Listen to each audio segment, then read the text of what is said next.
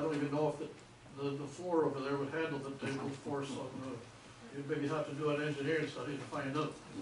Concern 6, if the complex hall is changed to a council chamber, will it still be rented out to the public? And will it still be available to service clubs such as our Spirit Club? If not, where do we go? It doesn't make much sense to use the large legacy center for small functions. I personally plan on renting the complex for my birthday this year, which is a milestone in my life. That's when I become a senior, I guess. The Spirit Club uses it for monthly meetings. The fire department uses it every second Tuesday night. Some people use it for Christmas and other family functions. Where are we supposed to go if this becomes a council chamber? Last but not least, council could consider moving the council chambers. I have several alternatives. The Legacy Center has a large hall. A lot of people in town think that's where it should be. There's lots of storage, lots of parking. Alternative 2 was to purchase the land east of the complex here and build a new council chamber complete with office, and then you'd have lots of parking space. Alternative 3, purchase the land east of the complex for parking, tear down the old library and build a council chamber complete with offices. And if that isn't big enough, do the same, only buy the hotel property and make a bigger building. Alternative 5, purchase the land east of the complex, parking and build a new chambers complete with offices, maybe on the west end of this building. Although if you did that, there'd be definitely no parking available on this land at all, so you definitely would need it over there. My alternative 6, which I didn't put on my report, was to stay at the complex, but leave it as you found it. In conclusion, I believe everybody wants council to stay in Bedford. However, everyone in the community wants Bedford Building Complex to be left as it is. It was built by the people, for the people, and I thank you for the time to make this presentation.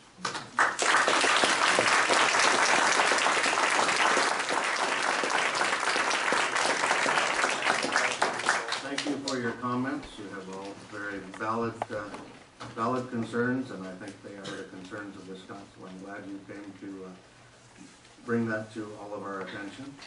I don't know that there was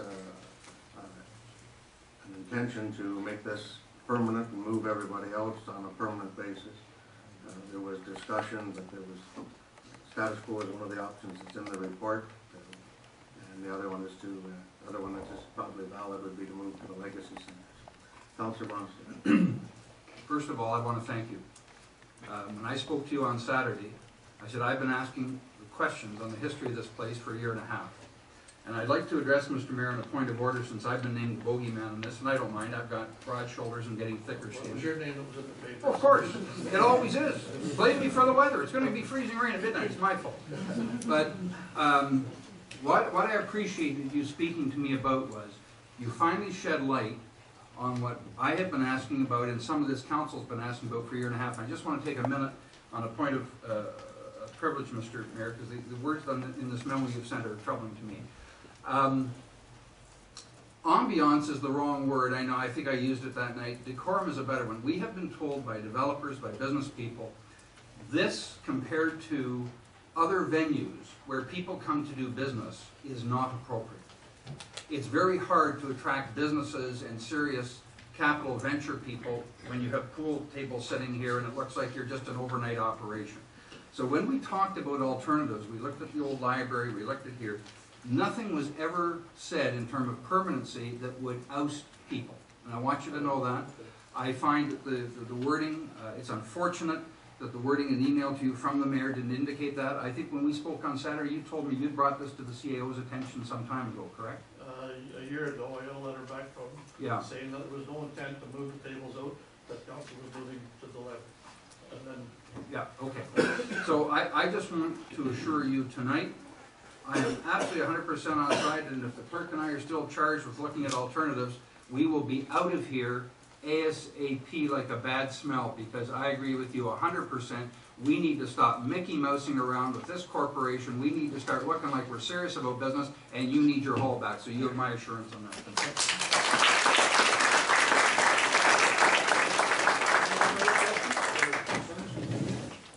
Thank you. Thank you. Okay. It's 7:15 there. I'm going to make a motion, Mr. Mayor, as a result of that delegation. I'd like to move that this council now move into seeking alternatives. We'll look at the Legacy Center, and if the clerk and I are still considered worthy enough, we'll start looking at some alternatives and some scenarios. But we have to get serious about this, and I think the sooner we look at alternatives, the better. I'm going to make that Do motion. we want to do that now, or when we have the report that comes Well, up? we can do it's in the report. I mean, we can do the report right now. We've done reports before, after delegation. We still have 5 minutes. Let's do it. Let's get it over with. All these people can go home. If they want to.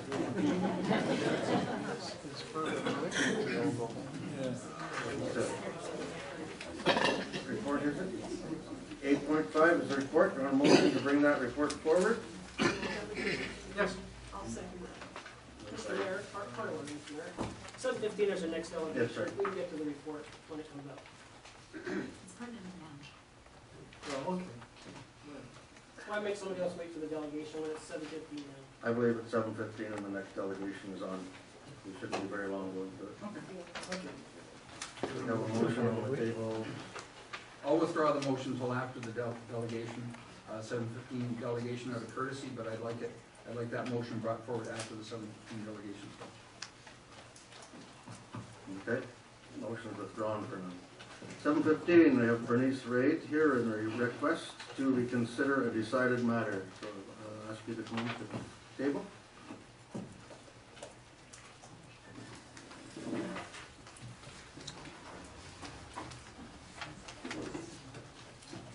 Okay, welcome, and you can make your presentation.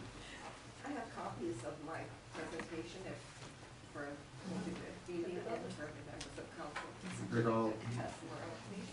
I believe it's,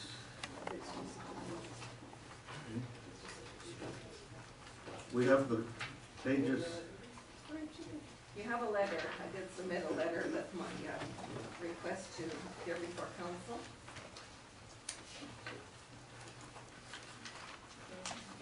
This is just your speech that she's going to give. That's right. Thank you. You're welcome. Thank you.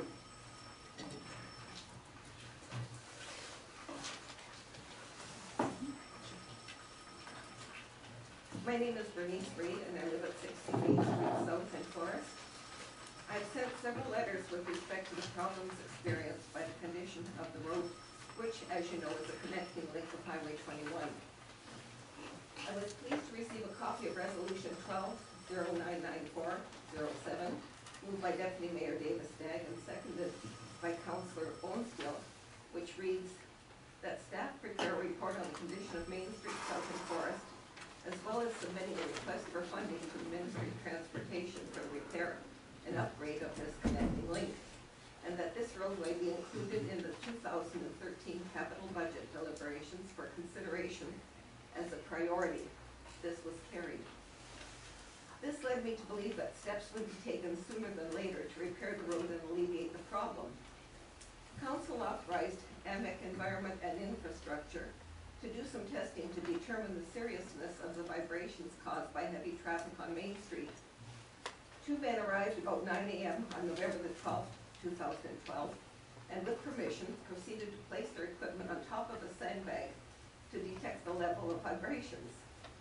Before they started, I advised them that they would not get a true picture of the situation at this time of day, since the bulk of truck traffic had gone through and only the odd truck passed by. It is not unusual for 5 or 6 trucks to follow one another through town. The bulk of traffic goes by in the very early morning hours, not after 9 a.m.